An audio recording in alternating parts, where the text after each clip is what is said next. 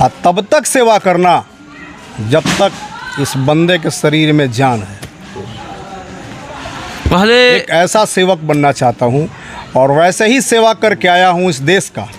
और जहाँ मैं बैठा हूँ ये मामूली घर बिहार में अगर सबसे कहीं कम विकास हुआ है, सबसे पिछड़ा हुआ अगर कोई जगह बच गया है, कोई विधानसभा, सो है तरारी। मैंने ना कभी देश के साथ गद्दारी किया है, ना पार्टी के साथ गद्दारी किया है, और ना कभी अपने जनता जनार्दन के साथ गद्दारी करूँ। तरारी से कैसे आप मतलब कह रहे हैं, चुनाव लड़ने की बात करें विधानसभा का, तो विधानसभा में कहने के तक दावेदारी बहुत बड़े बड़े चेहरे हैं। सुनील पांडे हैं वहाँ पर, उसके बाद से वर्तमान में दो बार से विधायक भी बने हुए हैं, सुदामा प्रसाद भी हैं। उसके बाद में तीसरा जो है व्यक्ति जो है आप जो है दावा कर रहे हैं जो है चुनाव लड़ेंगे और जीतेंगे वहाँ से। देखिए ये तो जनता सबके दिल में मेरे तरफ से स्थान बन गया, मेरे दिल में सबका स्थान बन गया। ये मेरे लिए बहुत बड़ी सौभाग्य की बात। हमारे तरारी के लोगों के लिए विडंबना है, क्योंकि मैं भी एक तरारी का बेटा हूँ, मेरा भी अधिकार है तरारी पे। मुझे भी शौक़ है कि हमारा तरारी विधानसभा, जैसे आज पटना का है विधानसभा, नालंदा है और भी राजगीर है। नमस्कार दोस्तों, मैं अमित कुमार सिंह और आप देख रहे हैं परसुमित live news, media express and जनता हल्ट। यहाँ दोस्तों वर्तमान समय में भोजपुर ज़िले के पीरो अनुमंडल में इफ्तार पार्टी चल रहा था और इफ्तार पार्टी समाप्ति हो चुके हैं। वैसे में हमारे साथ मौजूद हैं पूर्व जो हैं सेना में रह चुके हैं और वर्तमान समय में जदयू के और मुख्यमंत्री जी के एडवाइज़र भी हैं। इनसे हम बात करते हैं और तरारी विधानसभा के अंतर्गत इनका घर भी है, तो इनसे हम बात करेंगे कि किस तरह से हमारे बिहार में विकास हो रहा है और तरारी विधानसभा से कहीं ना कहीं तक जो है उभरते हुए चेहरे में से एक दिख रहे हैं। आगे आने वाले समय में किस तरह से चुनावी दौरा करेंगे, चुनावी माहौल में किस तरह से एंट्री कर रहे हैं, इनसे हम बात करेंगे। सबसे पहले स्वागत है सर। बहुत बहुत नमस्कार, बहुत बहुत धन्यवाद आप लोगों को। तरारी विधानसभा से बिलोंग करते हैं, आगे क्या इरादा है?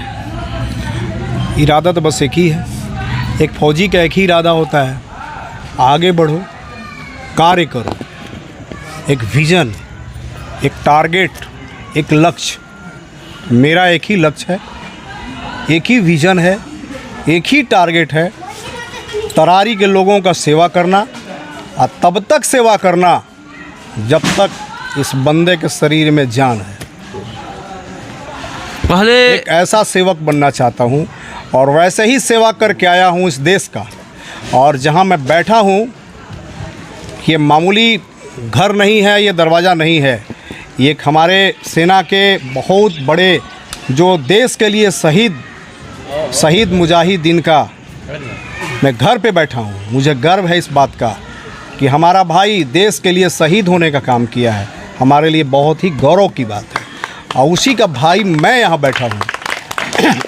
आज शहीद मुजाहिदीन हमारे बीच नहीं है, हम लोगों को ये कमी कभी पूरा नहीं हो सकता है, लेकिन उनके आदर्श, उनका जज्बा हम लोग संजोए हैं और आगे लेके चलेंगे। और जो भी उनका सपना रहा है शहीद मुजाहिदीन भाई का, हम लोग उसको पूरा करेंगे। और आज मैं सबसे पहले धन्यवाद दूंगा परवेज़ मास्टर साहब का, चांद भाई का, भोलू खान का और हमारे मिराज भाई, सभी लोगों का कि मैं इतनी जल्दी से, मतलब राजनीति में 10 बरस कुछ भी नहीं होता है। 10 बरस पहले मैं आया सेना से वीआरएस लेकर और इतने जल्दी सबके दिल में मेरे तरफ से स्थान बन गया, मेरे दिल में सबका स्थान बन गया। ये मेरे लिए बहुत बड़ी सौभाग्य की बात है। सेना में क्या थे सर आप? हम वहाँ असिस्टेंट कमांडेंट थे। तो सेना के बाद से चुनाव के मैदान में भी कूदना चाह रहे हैं क्या? देखिए हम तो कूद गए हैं ना, कूद गए हैं, हम तो कूदे हुए हैं भाई। हम तो बताए आपको कि पिछले 10 वर्षों से हम लगे हुए हैं और पिछले ही बार मुझे जनता जनार्दन का आशीर्वाद मिल चुका था। बट जिस पार्टी में हम हैं, हमने पार्टी के साथ कभी गद्दारी करने का काम नहीं किया। हमने माननीय मुख्यमंत्री श्री नीतीश कुमार जी से भी निवेदन किया था, कहा था, उन्होंने कहा था, मुझे आश्वासित भी किया था कि आप लगे रहिए, आपको टिकट हम लोग के पाले में आता है तो देंगे। इसी बीच हमारा अलायंस हुआ बीजेपी के साथ, जैसे इस बार हुआ है वैसे पिछले बार भी था। अचानक से वो हमारा जो तरारी का टिकट था वो भाजपा के पाले में चला गया, जिसके कारण मैंने पार्टी के साथ कभी गद्दारी करने का काम नहीं किया है। से कैसे निकल मैंने सकते हैं ना कभी देश के साथ गद्दारी किया है, ना पार्टी के साथ गद्दारी किया है, और ना कभी अपने जनता जनार्दन के साथ गद्दारी करूँ। तरारी से कैसे आप मतलब कह रहे हैं चुनाव लड़ने की बात करें विधानसभा का, तो विधानसभा में कहीं ना कहीं तक दावेदारी बहुत बड़े बड़े चेहरे हैं। सुनील पांडे हैं वहाँ पर, उसके बाद से वर्तमान में दो बार से विधायक भी बने हुए हैं, सुदामा प्रसाद भी हैं। उसके बाद में तीसरा जो है व्यक्ति जो है आप जो है दावा कर रहे हैं जो है चुनाव लड़ेंगे और जीतेंगे वहाँ से। देखिए, ये तो जनता तय करती है ना। हाँ। बड़ा चेहरा हम हैं कि कौन है, ये हम नहीं तय कर सकते हैं। ये जनता जनार्दन के ऊपर छोड़ दीजिए आप कि बड़ा चेहरा कौन है। और बड़ा चेहरा किसको कहते हैं? जो जनता के बीच में रहे, जनता का दुख दर्द बांटे, जनता के दुख में शामिल हो। सुख में तो सारे लोग शामिल रहते हैं। पिछले दुख में 3-4 कोई बार शामिल विधायक नहीं रह चुके हैं, 2 बार सुदामा प्रसाद भी रह चुके हैं। तो क्या विकास हुआ है ये तो हमारी तरारी की पूरी जनता ही बता सकती है। हम कहेंगे तो आपको या आपके माध्यम से जो हमारे जितने भी प्रतिद्वंदी समझते हैं, मैं तो किसी को प्रतिद्वंदी नहीं समझता हूँ, लेकिन जो लोग समझते हैं उनको थोड़ा ठेस पहुँचेगा कि हमारी बुराई कर रहे हैं। ये तो बखूबी तरारी की जनता ही बताएगी कि तरारी में क्या विकास हुआ है। अगर हमसे पूछिएगा तो हम किसी भेदभाव न करते हुए मैं यही कहूँगा कि पूरे बिहार में हमारा इतना विकास, इतना बड़ा विकास पुरुष माननीय यशस्वी मुख्यमंत्री श्री नीतीश कुमार जी और हमारे देश लेवल पे माननीय नरेंद्र मोदी जी प्रधानमंत्री जी जिस लेवल पे उन्होंने विकास किया है, तो पूरे बिहार में अगर सबसे कहीं कम विकास हुआ है, सबसे पिछड़ा हुआ अगर कोई जगह बच गया है, कोई विधानसभा, सो है तरारी। मैं कभी नहीं देखता हूँ, मैं उसी विधानसभा में, मुझे बोलने का तो अधिकार नहीं है, लेकिन सदन जब चलता है सत्र के दौरान ऐसा कोई भी ऐसा दिन नहीं है जो मैं सत्र में नहीं रहता हूँ। लेकिन मैंने कभी नहीं देखा कि तरारी के विधायक, विदित कई वर्षों से मैं ये देख रहा हूँ कि तरारी के विकास के लिए कोई मुद्दा उठाने का कोई काम किया हो। तरारी में हमारा ये नहीं है, ये होना चाहिए, ये किसी ने कहने का काम किया हो, ये कभी मैंने नहीं सुना। ये बहुत ही बड़ी हमारे तरारी के लोगों के लिए विडंबना है। चूँकि मैं भी एक तरारी का बेटा हूँ, मेरा भी अधिकार है तरारी पे। मुझे भी शौक़ है कि हमारा तरारी विधानसभा, जैसे आज पटना का है विधानसभा, नालंदा है और भी राजगीर है, नवादा है, कई आप कभी जाइए देखिए क्या नहीं है साहब। हमारे यहाँ एक बढ़िया कॉलेज नहीं है, एक बढ़िया मेडिकल कॉलेज नहीं है, बढ़िया अस्पताल नहीं है, बढ़िया स्कूल नहीं है, कोई देखने वाला नहीं है।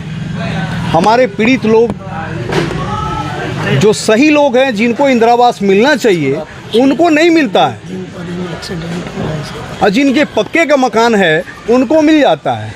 ये मैं अपने मन से नहीं कह रहा हूँ, ये लोग के जुबानी में कह रहा हूँ। ऐसे सैकड़ों लोग हैं हमारे पास जो आके कहते हैं कि हमारे पास कुछ भी नहीं है साहब, लेकिन हमको नहीं मिला है। तो इसके जिम्मेवार कौन है? इसके जिम्मेवार सरकार नहीं है, लोकल प्रतिनिधि हैं इसके जिम्मेवार। अच्छा सर, ये बताइएगा, आप नीतीश कुमार को विकास पुरुष मानते हैं, कहीं ना कहीं तक जदयू जो है एक समय बिहार में सबसे बड़ा पार्टी हुआ करती थी, लेकिन सबसे पिछड़ा प्रदान पर जाना है कहीं ना कहीं तक जो है। और जो वर्तमान समय में भी हम लोग देख रहे हैं कि जदयू से सबसे अधिक सीट, मतलब 17 सीट जो है बीजेपी लड़ रही है बिहार में। तो कहने के अंदर ऐसा नहीं लग रहा है कि बीजेपी जदयू को कमजोर कर रहा है बिहार में? नहीं नहीं, ऐसा कुछ नहीं, ऐसा तो दिख रहा है पहले ऐसा कहीं नहीं दिख रहा है। बहुत लोग तो बहुत तनाव शनाव कह रहे थे टिकट बंटवारे से पहले कि जदयू को 10 सीट मिलेगा, 8 सीट मिलेगा। कहाँ कहीं कुछ हुआ। हम लोगों ने बैठ के बढ़िया से, हमारे माननीय मुख्यमंत्री जी बैठ के सारा चीज़ फैसला हो गया। जो बड़ा पार्टी हुआ करती थी अब जो है वहीं पिछले पैदान पे आने का काम कर रही हैं। ऐसा कुछ भी नहीं है। 17 से 16 सीट कहीं ना कहीं बीजेपी 17 सीटों पर लड़ रही है, जो पहले जो जिसका वजूद बिहार में नहीं था। आपको अगर लग रहा है ना, आपको नहीं जानकारी है इस बात की, इसलिए आपको लग रहा है कि हम लोग 16 पे लड़ रहे हैं, वो 17 पे लड़ रहे हैं जी। ऐसा कुछ नहीं है। कहीं ना कहीं एक सीट हमें मिला है, उसकी भरपाई हुई है, इसलिए हम यहाँ 16 पे लड़ रहे हैं। कहीं हमें एक सीट मिला है तब हम यहाँ 16 लड़ रहे हैं, तो क्या दिक्कत है?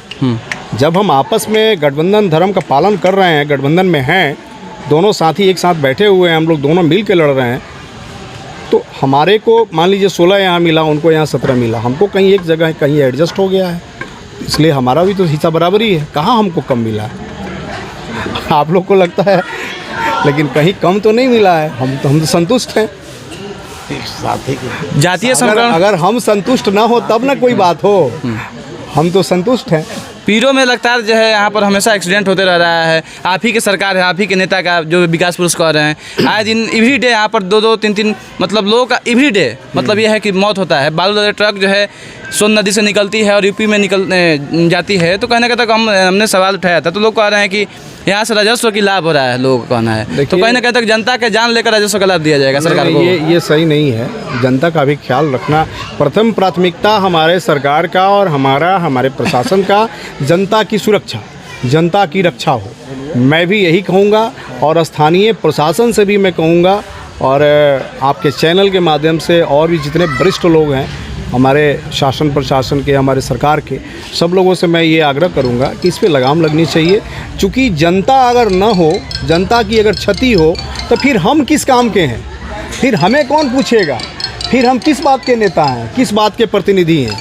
लेकिन लगाम तो नहीं लगा, बहुत दिनों से एक्सीडेंट होते रह रहे हैं। आज भी हुए एक्सीडेंट, 2 महिला की मौत हो गया है। ये तो काफ़ी इससे पहले भी 6 लोगों का एक्सीडेंट हुआ है। काफ़ी दुखद है ये, इस तरह से अगर हुआ है तो काफ़ी दुखद है। और हम लोग इसके लिए आज मेरे जहन में आई है इस तरह से बातें। और आपसे पहले मैं